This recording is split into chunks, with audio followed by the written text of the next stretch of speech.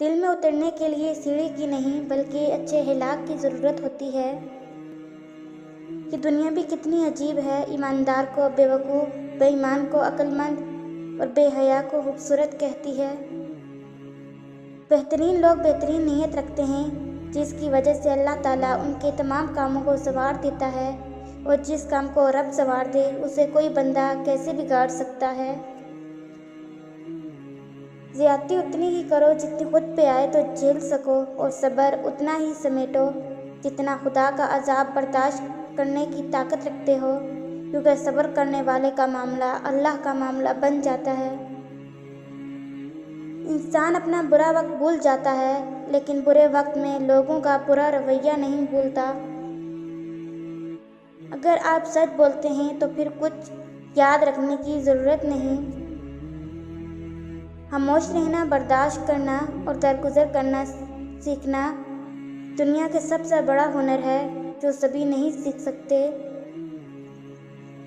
وقت کی تیز رفتاری سکھاتی ہے، بتاتی ہے، دکھاتی ہے منزل بھی، مسافر بھی، اپنے بھی، پرائے بھی۔ وقت اور قسمت پر کبھی گھمنڈ مت کرنا، کیونکہ صبح ان کی بھی ہوتی ہے جن کا دن خراب ہو۔ آپ کا خوش رہنا ہی آپ کا برا چاہنے والوں کے لیے سب سے بڑی سزا ہے۔ اس شخص کو کوئی بدل نہیں سکتا جس کو اپنے اندر کوئی غلطی نظر نہ آئے۔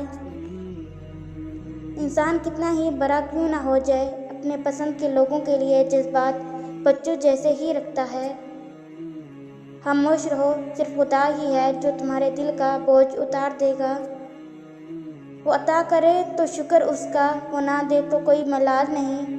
میرے رب کے فیصلے کمال ہیں، ان فیصلوں میں زوال نہیں۔ اللہ کو وہ انسان بہت پسند ہے جو اپنی جوانی اللہ کی عبادت میں گزارتا ہے۔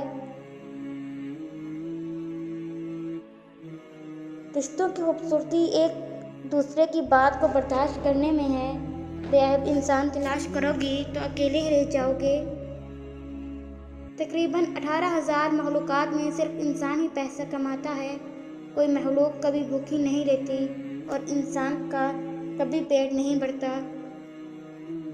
ہمیں پتہ بھی نہیں ہوتا کہ ہمارا رب کس کس مقام پر ہمیں گرنے سے پہلے تھام لیتا ہے۔ میں نے پوچھا، بابا جی حسد کیا ہے؟ کہنے لگے، رب کی تقسیم سے اختلاف